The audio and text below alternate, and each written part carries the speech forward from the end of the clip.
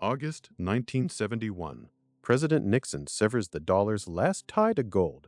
Overnight, money is backed by nothing but trust. Gold had been fixed at $35 an ounce. Now it's finally set free. For over 40 years, it was actually illegal for Americans to even own gold bullion. That ban lifts in 1974, and with inflation raging, gold goes on a tear, more than tripling in just 3 years. The 1970s were a nightmare for the dollar. Oil shocks, gas lines, and double-digit inflation. Investors fled paper money for hard assets, and silver started climbing right alongside gold. January 1980. Two Texas oil brothers, the Hunts, try to corner the entire silver market. Silver erupts toward $50 an ounce, and gold peaks near $850.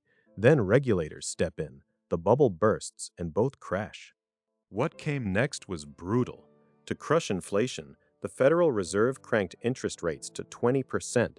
Suddenly, cash paid a fortune, and metals that pay no interest fell out of favor, drifting lower year after quiet year.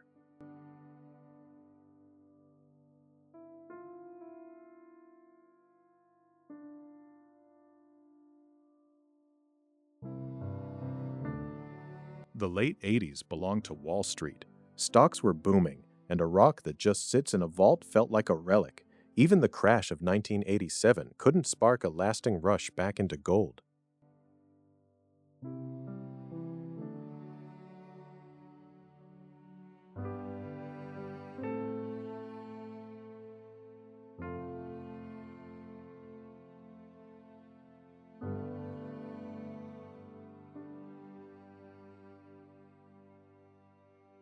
The 90s became the metal's lost decade. Central banks dumped their gold, and prices sank toward $250, the worst stretch in a generation.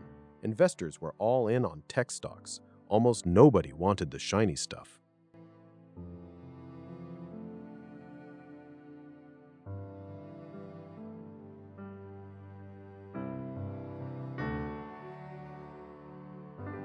Then, quietly, the tide turned.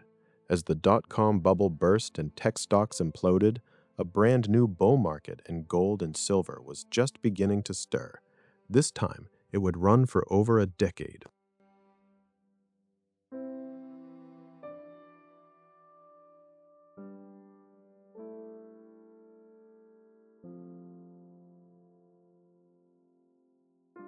The 2000s changed everything. A sinking dollar, two wars, and rock-bottom interest rates lit a fire under gold. It climbed relentlessly, from under $300 to over $1,000, with silver racing right behind it.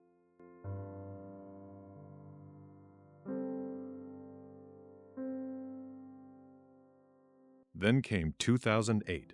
As banks collapsed and the world printed money to survive, investors sprinted to gold, the ultimate safe haven. And in the ashes of that crisis, something entirely new was quietly born.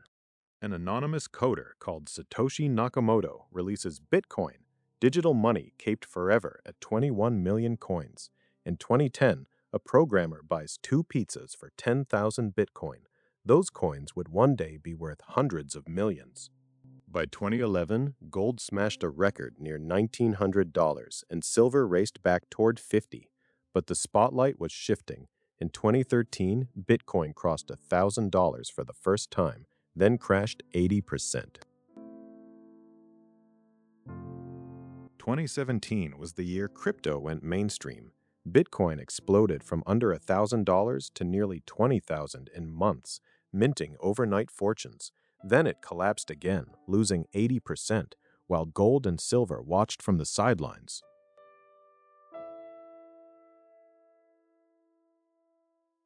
2020. The pandemic strikes, governments unleash trillions, and gold rockets to a record above $2,000. But this time, Bitcoin doesn't crash with the chaos. Wall Street starts buying, and it erupts past 60,000. Then, in 2024, Wall Street launches the first Bitcoin ETFs, and gold smashes record after record, powering toward $4,000 an ounce, all three near historic highs at once. Gold, silver, and Bitcoin, Three very different bets on the future of money. Subscribe for more history and data.